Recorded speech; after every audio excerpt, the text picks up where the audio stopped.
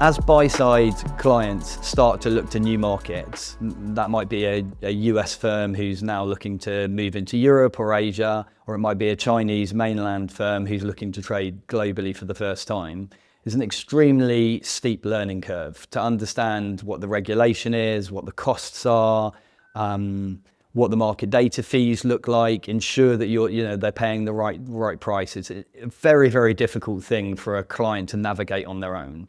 The moment they come to TNS, they get the benefit of the fact that we've already built all of this out. We understand it, we have experts who have deployed it, and we can guide them on reporting, market data reporting rules, what the right pricing looks like, what the latency benefits are of different configurations.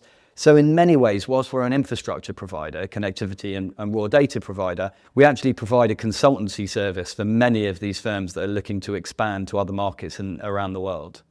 There's also an interesting aspect of increased focus on analytics and machine learning, AI. The cost of running the big farms of servers is increasing exponentially, and firms even build new data centers to cope with the demands that they have. I think that there is a footprint discussion to be had to make sure that efficiency in analytics and machine learning can be satisfied, especially when you want to run thousands of scenarios in parallel. There's a tremendous cost, and you need agility so you can have elastic use of resources. So footprint is a discussion I think will be more and more in focus. Another trend we've seen is, really good returns in systematic trading have meant that some multi-strategy hedge funds who traditionally have been more fundamental in their investment strategies have decided that they want to move into systematic trading. And again, it's a real journey for them. They haven't necessarily looked at co-location before. They haven't necessarily looked at raw data delivery before. And there are lots and lots of challenges that we kind of help people with. Another interesting thing I've seen is that in terms of a lot of these big buy sides are competing for talent acquisition.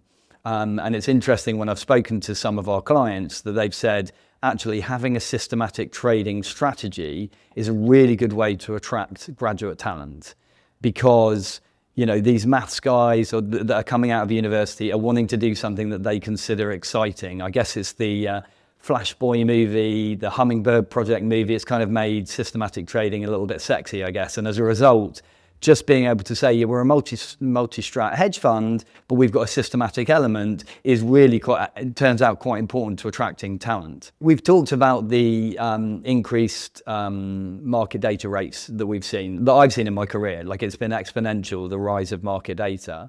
I think obviously AI is going to play into an increased market data coming through, but also macro instability leads to volatility. So if leaders of the free world start making comments, which that plays into financial markets, and suddenly you see volatility, and that increases data rates. So it's definitely, I think we are in a world now where I think the exponential rise of data is going to continue, driven by AI, driven by instability in the world. Whenever we provide something that is faster, it gets used quickly.